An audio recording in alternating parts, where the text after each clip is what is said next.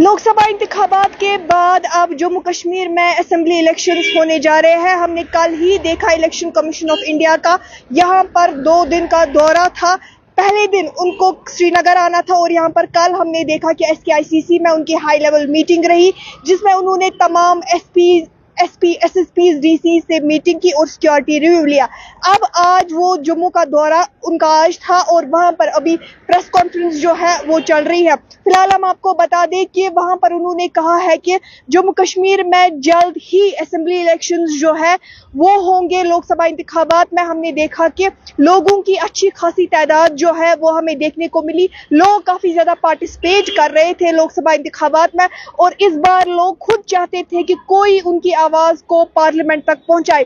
तो वही हमने देखा कि हम श्रीनगर सीट की बात करें तो आगारुल्लाह मेहदी ने यहां पर अपनी सीट हासिल की और बाकी इसकी बात करें, हम बाकी डिस्ट्रिक्ट्स की बात करें तो वहां से भी हम नॉर्थ कश्मीर की बात करें तो इंजीनियर रशीद ने वहां पर अपनी सीट हासिल की। साउथ कश्मीर की बात करें तो मियां अल्ताफ ने वहां से अपनी सीट हासिल की। लेकिन अभी बात जो है वो असेंबली इलेक्शंस की है।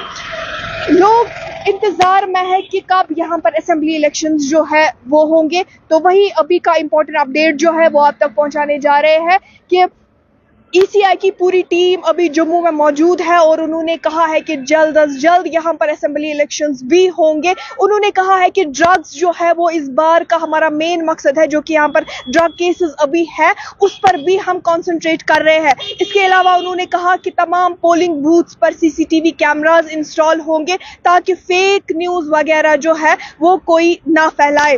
नाज़रीन, मैं आपके लिए एक बार फिर से दोहराऊं कि ECI की पूरी टीम अभी जम्मू में मौजूद है। हमने देखा कि 2 दिन का दौरा था यहाँ पर उनका।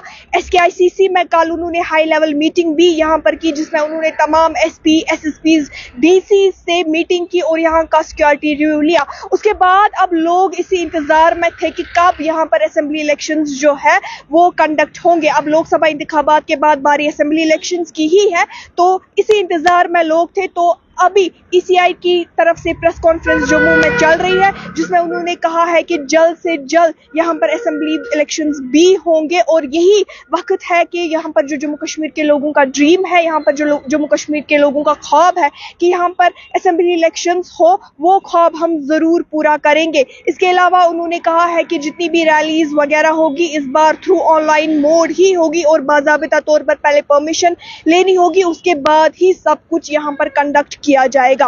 अब देखना ये होगा कि क्या फेज टू फेज यहाँ पर जैसे लोकसभा इंतखाबात हो गए, क्या वैसे ही यहाँ पर असेंबली इलेक्शंस भी होंगे, क्या डेट रहेगी और कैसे यहाँ पर इलेक्शंस जो है वो कंडक्ट किए जाएंगे।